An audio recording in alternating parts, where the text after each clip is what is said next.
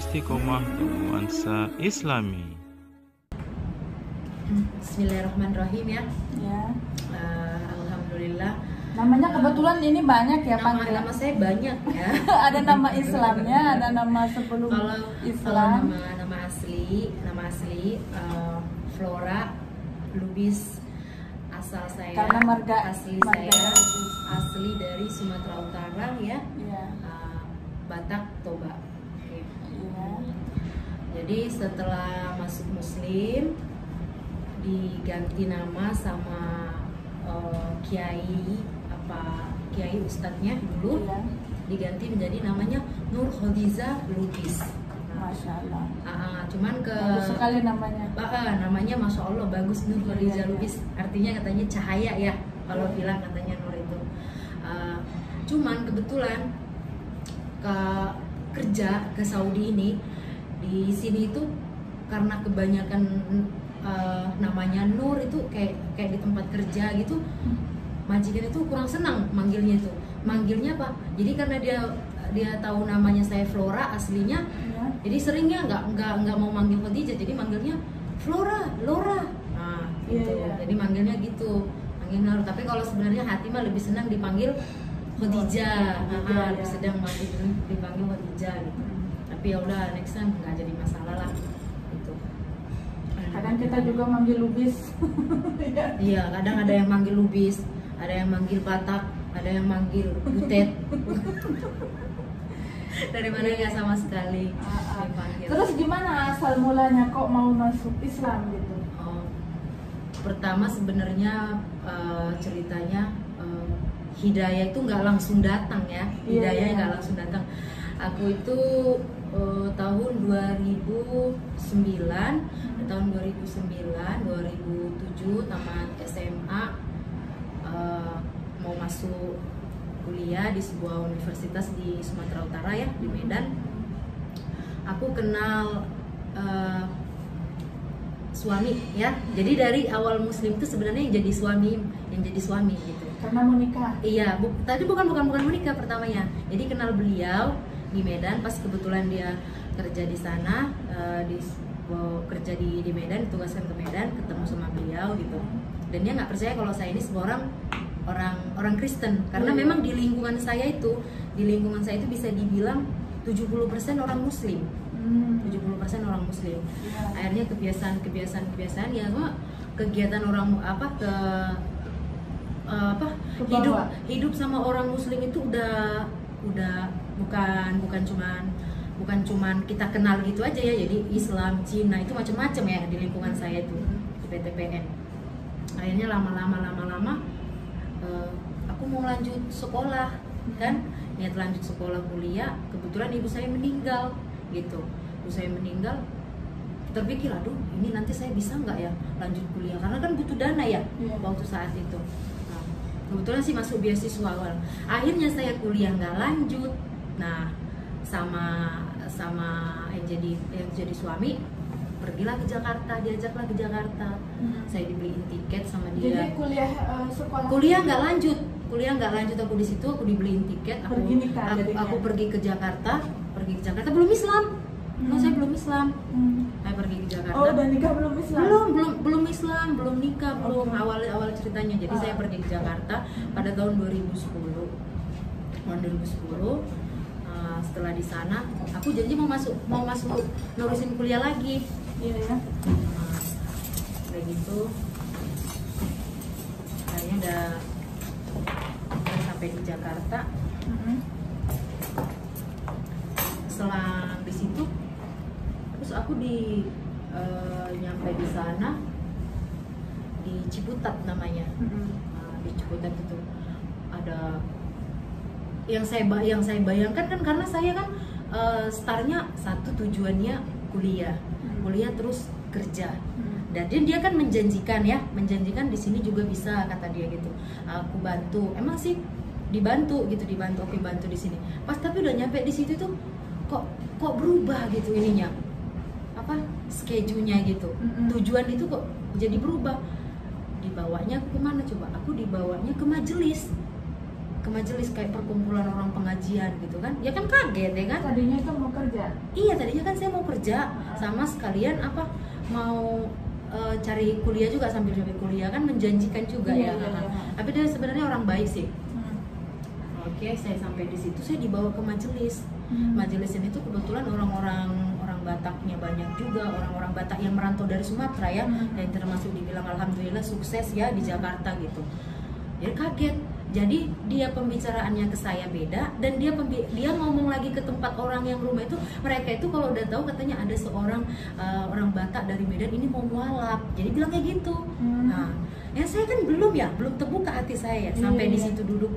Disuruh masuk sore itu maghrib lah, sebelum maghrib mana orangnya alim-alim ya, masya Allah. Pas sampai di situ, pas sudah cerita di situ katanya saya langsung dikasih mukena kan, namanya kita baru datang kan, maaf cakap kan masih suka pakai stylish ya, pakai pendek ini kan katanya.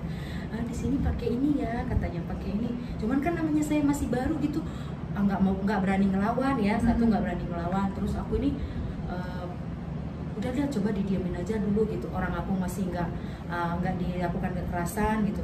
Terus ada kepikiran di hati aku juga waktu itu, jangan-jangan ini kumpulan agama sesat kan, soalnya banyak juga tren di Jakarta mengajaknya pelan-pelan begini gitu. Ada seujonku juga di dalam hati. Cuman gini juga saya, lagian saya juga Kak ada keberanian juga kan, kalau apapun macam-macam kan saya bisa lapor, orang saya di sini juga nggak terlalu dikekang kan. Itu udah. Akhirnya sehari 2 hari saya diperlakukan baik di sana itu. Sampai sekarang masih baik komunikasi kita dengan mereka. Sehari 2 hari 3 hari bosnya yang dari suami ini langsung bilang, udah lu nikahin aja katanya gitu. Saya disuruh nikahin kan, udah nikahin aja karena begini panjang lagi. Terus tapi dia bilang, tapi kalau dia hati dia mau muslim bagaimana? Akhirnya saya berpikir dulu di situ 3 hari sampai 2 minggu, kurang lebih kayaknya saya 2 minggu berpikir di situ. Dan saya juga bicara apa adanya ya, saya datang ke sini dengan tujuan begini. Nah, jadi mereka juga nggak bisa paksakan. Tapi pas begitu juga kerut gitu di hati saya, apa salahnya sih saya untuk mencoba kan gitu tadi ya. Apa sih salahnya nggak mencoba? Cuman aku melihat kayaknya orang ini nggak mungkin lah bikin memperlakukan saya secara nggak baik gitu kan. Aku 2 minggu udah cukup jelas ya, udah untuk identitas apa segala macam itu kan. Di majelis itu orang mana kan. Ya alhamdulillah orangnya jelas semua gitu. Akhirnya aku putuskan saya untuk mualaf di situ. Ngumpul di situ pas ada pengajian, saya mualaf. Habis mualaf saya ada habis mualaf, saya 3 harinya dinikahin lah sama bapak ini. Akhirnya jadi menikah ya. Waktu dari Sumatera ke Jakarta itu belum nikah? Belum nikah, belum mualaf. Udah mualaf jadi 3 hari baru saya dinikahin sama beliau. Terus tadinya yang bawa dari Sumatera itu ke Jakarta siapa? Saya sendiri. Oh sendiri. Kan udah kenal beliau di Medan kan. Gitu. Udah gitu udah menikah. Mungkin kurang cuman jalan 2 tahun ya, break ya, rumah tangga nggak cocok lah gitu. Nggak ada yang nggak senang sayanya gitu. Tapi ya untuk untuk perjuangan dia gitu ya, ngajarin saya, nginin saya itu ya, saya nggak buang kebaikan dia gitu. Sampai sekarang saya nggak buang. Akhirnya saya punya anak 1, dan saat itu break di Jakarta udah mualaf. Akhirnya kan keluarga nggak ada yang senang ya, nggak nerima sampai di situ. Akhirnya kan terpukul, sedih gitu ya. Tapi karena punya teman yang bisa memkuatkan gitu, di situ temannya dibilang saya bisa dibilang hidayah itu belum masih 50-50. Masih 50-50. Jadi belum mantap. Saya belum mantap. Jadi kok begini banget sih gitu kan? Kok saya soalnya kan dari ibadahnya aja Islam itu banyak ya? Iya. Di situ saya sholatnya juga ya masih bisa dibilang masih dalam tahap belajar kan, ngambil wudhu doanya apa gitu. Kalau dipikir pertama kok ribet banget sih? Iya memang. Ribet banget dong. Kebanyakan ibadahnya memang banyak ya. Kalau dipikir kok kebanyakan ribetnya. Karena pas satu tadi hati kita itu kan belum dikasih niat jelas banget kan gitu. Karena yang di pikiran aku tuh satu tadi ya itu satu sekolah, bahwa saya akan menunjukkan ke keluarga saya itu mampu gitu. Apalagi di mereka itu kan kok di Medan itu kan rata-rata kayak kakak apa semua itu prestasi dulu yang diutamakan gitu kan. Oh itu udah prestasi, nanti cari kerjanya gampang kemana-mana. Akhirnya selang waktu saya break sama suami, anak sama saya di Jakarta, di Tangerang saya ada yang tampung ustazah lagi. Nah ustazah, cuman alhamdulillahnya itu saya dapat lingkungan yang positif. Kalau mungkin saya dapat lingkungan yang nggak baik, saya juga mungkin terjerumus. Mungkin keluar lagi. Bisa jadi aku keluar lagi gitu. Cuman alhamdulillahnya ada yang menguatkan. Ada yang menguatkan saya itu.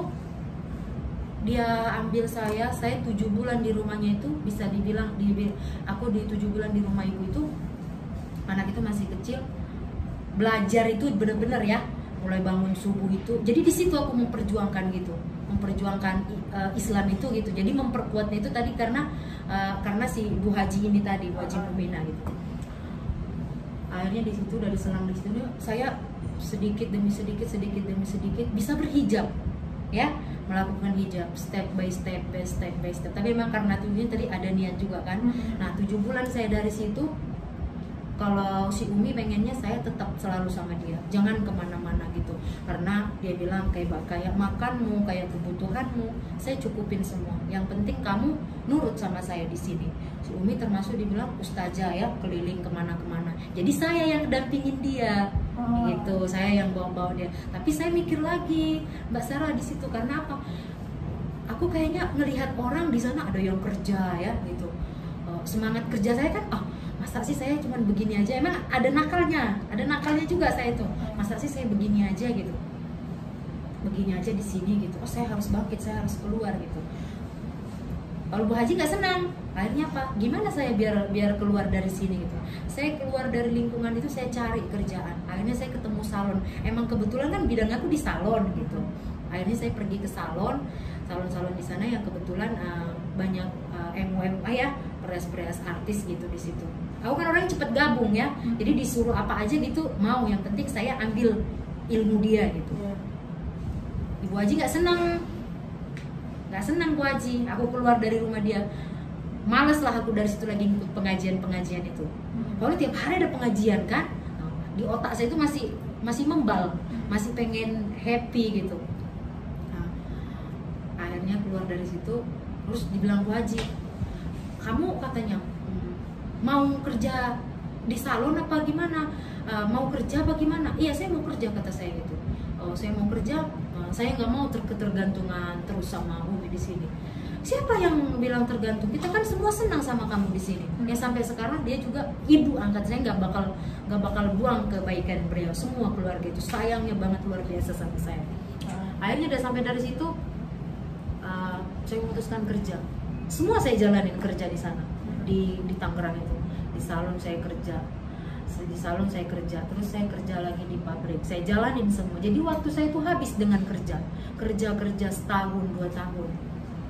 Nah sama Bu Haji dibilang itu anak udah mulai besar gitu kan, ayo katanya dia, tapi kalau dia itu pengen menyalurkan aku tuh kalau bisa supaya ngikuti jejak dia gitu, ngikuti jejak dia tetap pantau saya. Tapi saya nggak bisa gitu, karena nggak bisa. Disuruhlah saya waktu itu lagi diajak ke Sageranten, di sana tempat ada pengajian apa gitu ya. Saya katanya biar fokus, jadi nggak ngelihat dunia luar gitu. Kebetulan kan dunia salon itu bisa dibilang ada gelapnya, ada sisi gelapnya, banyak haramnya, banyak ininya gitu. Iya banyak lah begitu. Tapi alhamdulillahnya Bu Haji ini selalu mengingatkan ke orang-orang yang tahu saya, jangan kau bawa dia ke kanan ke kiri ya, bawa jalur yang benar aja gitu. Karena beliau memang di sana orang terpandang, jadi orang itu mengenal saya itu anaknya Haji Mumina katanya gitu. Jadi orang udah pada kenal itu anak Haji Mumina gitu. Mam cakap sampai orang kalau mau mendekatin aja kan, jadi kan statusnya waktu saya itu kan janda gitu. Orang kadang kalau mau itu anaknya Haji Mumina, ibaratnya orang agak ada segannya, orang kan, segan ya, orang segan gitu. Tapi alhamdulillah saya bergabung sama mereka, perias itu satu pun nggak ada yang mempengaruhi aku, dan mereka tidak mau menginginkan aku terjerumus seperti mereka. Subhanallahnya itu. Dari situ saya berpikir ini rezeki sama aku sebenarnya. Saya dibawa keluar kota, saya tahu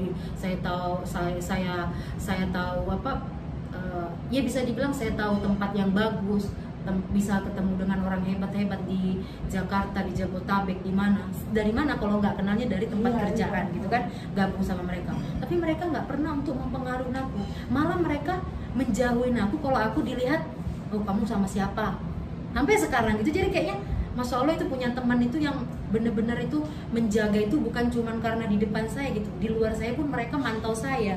Jadi kelihatan saya kerja kemana gitu, setiap hari selang waktu aku kan udah enak itu kerja di sana. Ini komunikasi sama keluarga kan putus ya, dari tahun 2010, 11, 12, 13, 14, 15, 16, 17, 18 ya. Kok lama sekali? Nah, terus di tahun 2014, tahun 2013 itu tahun 2013 aku ada acara di Jakarta, ketemu dengan tetangga orang Medan, tetangga saya. Ya kan mereka kan mencari saya juga ya, termasuk walaupun udah berapa tahun gitu kan mencari keberadaan saya. Tapi untuk saat itu karena aku ngerasa udah ditinggalin gitu, terasing gitu, apalagi kata adik saya itu kalau di orang Kristen kan gereja itu kayak kalau kita kan di masjid ada innalillahi wa inna ilaihi raji'un kalau udah meninggal gitu ya. Di saya itu di sana itu dipanggil di sana kalau ada orang meninggal itu dipalu lonceng gereja itu. Jadi nama kamu jadi nama aku itu udah katanya dibilang kalau yang namanya Flora ini udah dianggap meninggal lah ceritanya, katanya mereka ya, walau alam aku percaya nggak. Tapi kan di hati aku kan plek ya, berarti saya udah nggak dianggap dong kan. Tapi di ajaran Islam itu yang namanya silaturahmi itu kan harus gitu. Cuman untuk membuka komunikasi awal pertama itu juga mereka namanya lagi nggak senang kan, memang butuh waktu tuh. Ya udahlah, akhirnya berdoa. Pluk tahun 2014 pas ketemu tetangga di Jakarta itu, aku jadi kepikiran gitu. Mereka nanti bisa tahu tempat aku di sini. Karena aku nih imam aku masih lagi fokus belajar gitu kan, biar jangan goyah.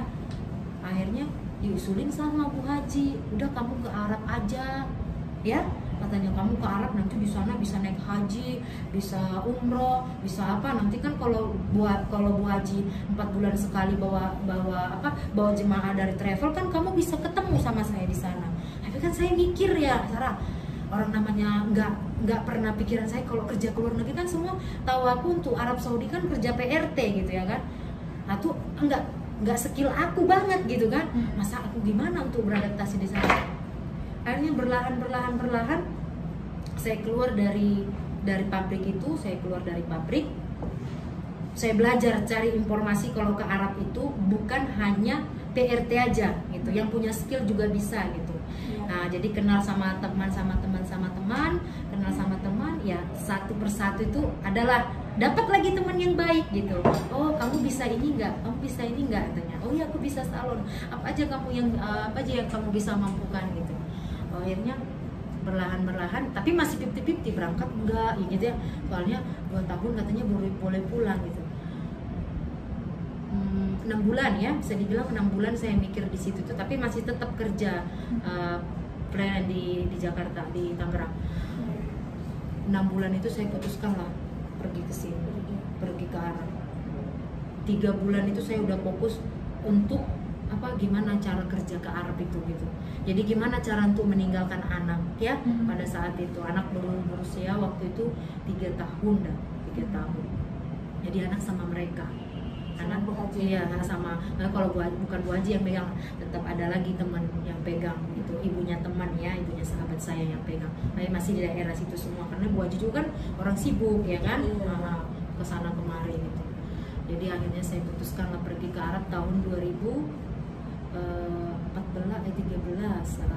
akhir mungkin ya. Saya putuskan pergi ke sini. Sampai saya di sini, alhamdulillahnya saya sampai di sini 1 bulan di Jeddah langsung tanajul ya, diambil majikan saya pengalaman di Mekah, masuk ke salon di Mekah 2014. 3 bulan di sini saya langsung ikut naik haji. Kebetulan majikan saya yang dulu nggak pernah naik haji itu katanya umurnya udah 54 zaman kemarin itu. Tapi pas ada saya, masya Allah kebuka hatinya, diajak haji. Jadi kita haji barengan sama majikan waktu itu, baru pertama tuh. Ya udah dari Kayaknya situ nggak ada orang yang kerja 3 bulan langsung naik haji. nggak ada. Saya nyampe di rumah 2 hari saya disuruh umroh saya nyampe di sini tuh. Makanya katanya kata teman saya yang tukang jahit, yang salon aja yang di dalam, katanya enggak, maksudnya enggak seperti kamu gitu. Cuma kan itu kita syukurin semua. Yang kedua, tuh saya kan orangnya bisa dibilang berani ya. Nah kalau enggak saya bilang enggak gitu. Dan satu banyak bertanya juga gitu. Oke, akhirnya itu majikan senang banget ke saya tuh, senang banget dia. Nggak lama di situ, mungkin setahun 8 bulan pulang, terus datang lagi sekarang sampai ke Jeddah, datang lagi nyambung ke 2017 kemarin sampai sekarang belum pulang gitu. Masya Allah. Jadi udah boleh dipanggil Bu Haji nih, Bu Haja. Oh ya, alhamdulillah. Ini benar-benar menarik sekali ya. Sebenarnya banyak ya, kalau dibilang cerita sakit, dukanya juga banyak, tapi satu lagi tergantung kita ke hati kita lagi. Jadi itu tadi benar yang dibilang benar yang bisa cinta itu kita cuma kasih ke Allah. Aku ya udah ngerasa kehilangan bukan cuma satu orang ya, termasuk keluarga semua di Medan. Berkat doa, alhamdulillah tahun 2018 hubungan saya sampai sekarang baik. Sekarang baik, semua komunikasi saya ke keluarga saya baik. Satu pun nggak ada yang ngebuang saya sekarang. Malah mereka sekarang itu udah menguatkan saya, kalau kamu memang udah itu pilihan kamu, itulah. Tapi kok nanti kalau balik ke sini, katanya gitu, kok jangan lupa kita, kok tetap pulang ke kampung halamanmu gitu. Cuman untuk saat ini memang belum pulang ya, dari tahun 2018. Jadi sampai sekarang komunikasi saya baik gitu, berteman sama, bisa komunikasi bagus lagi sama teman-teman yang di sana gitu. Aku percaya, makanya kalau udah komunikasi aku baik gitu, pasti rezekinya juga mengalir. Masya Allah. Nah, pasti rezekinya juga nanti mengalir gitu. Teman untuk saat ini yang mungkin targetnya mungkin ya, insya Allah yang mungkin setahun atau setahun setengah lagi lah di sini. Insya Allah itu kalau udah punya target. Nggak gampang loh, banyak yang kerja di sini sama sekali nggak bisa umroh karena majikannya yang tidak mengizinkan. Apalagi haji itu kan butuh waktu berhari-hari ya. Butuh berhari-hari. Untuk yang pekerja itu sangat sulit. Masya Allah itu panggilan Allah banget. Panggilan banget. Sebenarnya sayangnya itu kalau dibilang ya, ada lagi nggak di atas syukur. Kalau ada di atas syukur gitu, mungkin udah kita ucapkan ya ke Allah itu gitu, Masya Allah gitu. Terus yang satunya lagi, yang selalu memantau itu kayak sholat ya, sholat itu jadikan kebutuhan. Sekarang itu sholat, kalau kita pergi atau gimana gitu, yang namanya kayak sholat itu udah kayak jadi makanan loh Mbak Sarah. Kayak kalau nggak sholat kayak meninggalkan walaupun kita misalnya ketiduran gitu ya kan, ketiduran tadi saya kayaknya belum udah sholat gitu. Jadi itu udah kayaknya satu melekat. Jadi insya Allah sampai sekarang mudah-mudahan istiqomah untuk selanjutnya ke depan, sampai meninggal pun aku pengennya ya insya Allah dikubur secara Islam. Udah itu aja. Saya udah pesan ke keluarga saya, ke adik saya. Misalnya aku balik suatu saat ke sana, saya nggak panjang umur di Medan atau saya nggak panjang umur di mana, saya mah tetap aku dikuburnya Islam ya, kata saya itu. Karena satu dari keluarga saya besar itu nggak ada yang Muslim, termasuk dibilang taat kuat beragamanya karena mereka rata-rata Protestan. Oh gitu. Kuat agamanya gitu. Orang dulunya juga, saya dulu kecilnya juga aktif di gereja ya, latihan kegiatan di gereja itu, komunikasi di gereja itu gitu, pokoknya aktif banget dari kecil itu. Jadi kayaknya makanya keluarga besar itu kayaknya kok bisa sih aneh gitu. Dan mereka mikirnya mungkin emang kamu dikasih apa, katanya di Islam itu kamu dikasih, emang kamu udah kaya katanya gitu, kamu hidup kamu disenangin gitu. Makanya saya pas udah tahu pas mereka celutuskan kata-kata itu, sesusah apapun aku di Jakarta nggak pernah aku kasih kabar mereka itu. Jadi nggak nggak tahu kabar mereka, aku nggak mau ngasih tahu juga. Jadi kalau komunikasi ke adik itu, oh saya baik, oh saya sehat, jadi bisa tegar. Tegar itu datangnya sendiri juga gitu. Nah, jadi kayak pikiran kita itu yang ngobatin itu kayak, oh kamu tegar gitu ya. Mereka terus kalau sekarang ini kan jadi targetnya sampai ada kakak saya ya di Jakarta itu, anak tulang saya mau ngambil anak saya. Jadi pas mereka tahu aku ada di Arab, mereka itu cari anak itu di mana gitu. Jadi mau mereka ambil tadinya itu. Cuman alhamdulillah karena kita kuat, anak kan sampai sekarang udah dititipin ya di pesantren sekarang gitu. Jadi kan susah nyarinya kalau mereka nggak tahu juga tempatnya. Kalau tahu aja alamatnya gitu, targetnya. Kan mikirnya apa? Bukan aku nggak mau komunikasi ngasih anak ke mereka di Jakarta, ketemu ponakannya, siapa yang nggak ngerindukan gitu ya. Cuman aku mikirnya karena masih kecil, takut pling-plang nih. Iya,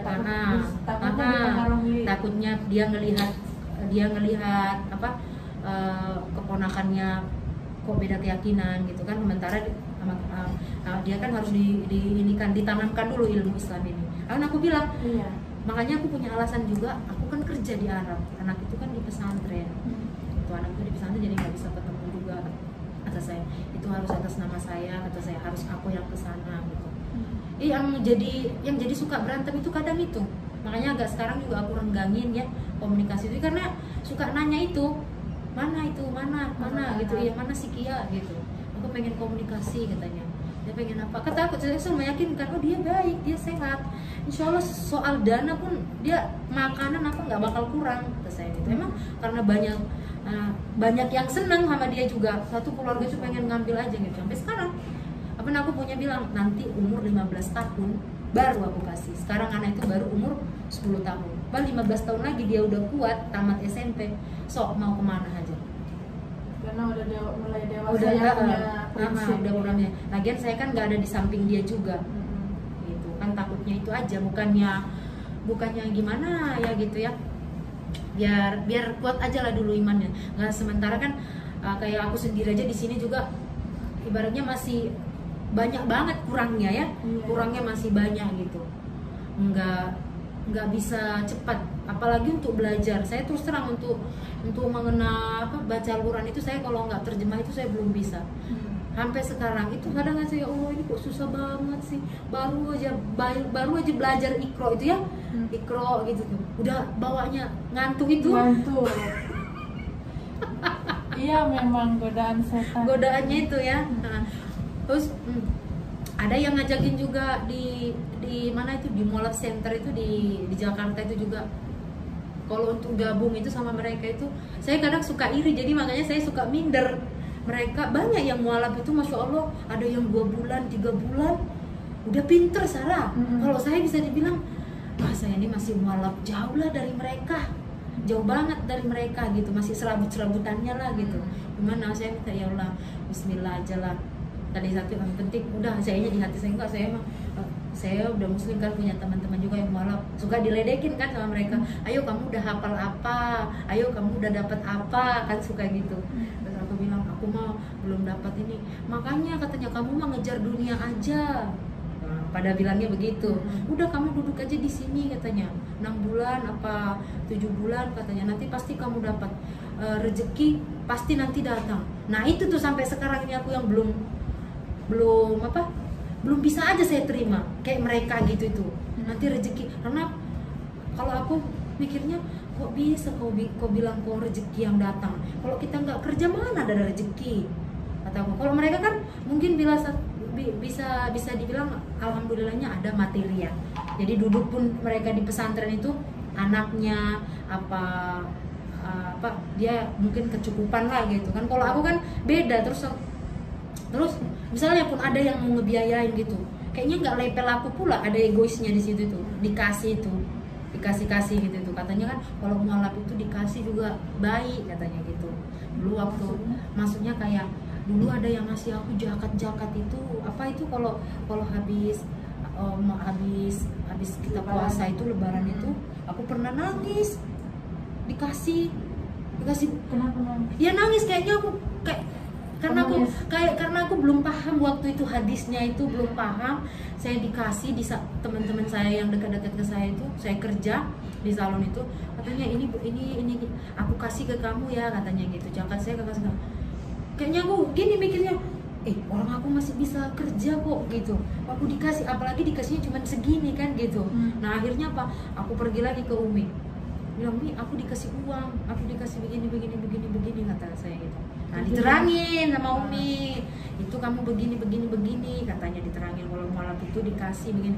Tapi di otak saya kan, pikiran saya masih punya gengsi, nggak mau lah gitu kan, nggak mau lah gitu. Ya, akhirnya dari situ paham lah. Jadi kalau nggak gitu tadi saya nggak belajar juga. Nah, gitu.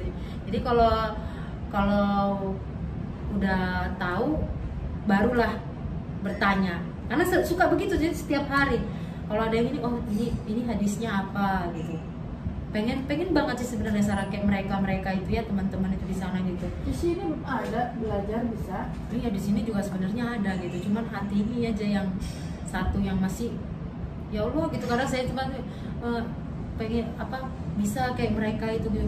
Cuman karena kepikiran aja kayak masih punya kerjaan, punya apa gitu. Iya. Sebenarnya sih bisa sebenarnya sambil kerja. Tapi juga. Masya Allah sekali ya, sahabat muslim semuanya, ini jadi seorang pejuang hidayah ini disebutkan hebat ya. Masya Allah, kita bisa melihat seperti dia 3 bulan bisa langsung hajian. Jadi panggilan Allah itu kita nyata bisa melihatnya ya. Jadi buat inspirasi kita juga untuk memperkuat iman kita, agar melihat dia juga dari nol gitu bisa seperti ini. Kita yang muslim dari bayi ya merasa malu ya kalau kita belum sehebat dia kan, apalagi dia mengurus anaknya, pengen di pesantren sampai pengen kuat imannya. Ya, alhamdulillah anak 10 tahun, anak saya itu yang paling menguatkan saya. Kayak kemarin juga nggak pernah anak di usia dia, bukan aku memuji dia, enggak, cuman itu kayaknya rezeki besar banget sama aku gitu. Kayak kemarin, mama beliin mukena ya katanya gitu. Untuk anak seusia dia nggak ada mintanya, mama saya mau duduk aja lah di rumah apa gimana, enggak. Iya, apalagi anak-anak sekarang ada komunikasi sekarang, media sosial semakin berkembang, maunya HP paling anak. Iya, mau anak HP. Bahkan kayak doa itu dia lebih banyak ngerti daripada saya. Hadis itu pokoknya insya Allah kata saya selama mama nanti belajarnya dari Kia. Mama belajar dari Kia, mama di sini cari uangnya nak ya. Mama doain ya mama Kia SMA-nya bisa ke Kairo. Ya amin. Iya, mama doain ya mama tahun depan bisa daftar haji. Kia kan masih kecil, masih 10 tahun. Ya daftar dulu mah, nanti nyusul paspornya. Nah, itu anak saya umur 10 tahun. Makanya kita kadang malu gitu, saya itu malu banget gitu. Tapi gitu. Memang anak itu aset dunia akhirat ya. Kita memang pertama segalanya itu anak yang harus dibangun dari anak. Iya. Satu kan memang karena anak aku yang soleh penting. Satu itu kan nggak langsung tangan aku gitu ya, ngurus dia, mandikan dia gitu. Bahkan dari umur 3 tahun dia aku tinggal gitu. Walaupun aku kemarin, biarpun aku di Jakarta juga nggak bisa saya urus dia 24 jam. Memang otakku itu nggak mau ngebuang waktu itu. Ayo cari kerja, nggak pernah pandang disuruh orang ke Tanah Abang, ayo besok dia disuruh ke sana, ayo apa aja saya kerjain gitu, gabung sama mereka di sana itu gitu. Masya Allahnya di situ. Jadi kalau udah melihat kayak gitu tuh, jadi kita bercermin belajar ke anak aja. Iya. Anak aja masih. Insya Allah ya, Insya Allah istiqomah selamanya. Amin, ya Allah, kita amin, untuk kita semua ya, juga ya ini semua. Jadi inspirasi ya. Jadi apa? Yang satu lagi yang ingin ku sampaikan gitu ya, dimanapun kita berada, satu yang sholat itu. Sholat itu kewajiban banget ya. Nggak bisa apapun kita dosa kita, sholat itu wajib. Jangan meninggalkan karena merasa kita nggak suci atau gimana, atau kita karena banyak aku lihat ya, banyak di sekitar masih banyak aku lihat yang masih nggak memperdulikan gitu. Iya. Insya Allah mudah-mudahan. Tapi alhamdulillah di Saudi itu kita jadi diseret untuk sholat, karena seperti waktu-waktu sholat tempat-tempat toko tutup, kita untuk sholat dulu gitu kan. Kita jadi terseret, jadi kayaknya yang kita males-malesan juga terdorong gitu kan, jadi iya. rajin. Jadi alhamdulillah kita di Saudi ini, aku juga begitu sangat membantu sekali untuk menumbuhkan Jadi iman. kebuka hati kita kan. Iya. Dulu juga kalau saya dibilang sholat itu bisa aktif itu ada berapa, nggak bisa langsung gitu, masih ada malas-malasnya gitu. Iya. Masih ada malas-malasnya gitu. Cuman ya untuk kedepannya ini yang mudah-mudahan gitu. Ya, insya Allah Insya lebih Allah. baik ke depannya. Sekian dulu ya, karena kepanjangan videonya. Terima kasih banyak untuk semuanya. Terima kasih juga untuk Mbak Nur. Insya Allah istiqomah ya. Sama-sama. Seorang pejuang hidayah, seorang wonder woman juga yang sangat hebat untuk anaknya loh. Nggak gampang anak bandel itu. Kita ngebangun anak itu paling berat. Tapi ini masya Allah ya, anaknya terjaga insya Allah. Jadi yang penolong ibunya dunia akhirat. Terima kasih banyak untuk subscriber saya, viewers semuanya, dan selamat ketemu kembali dengan video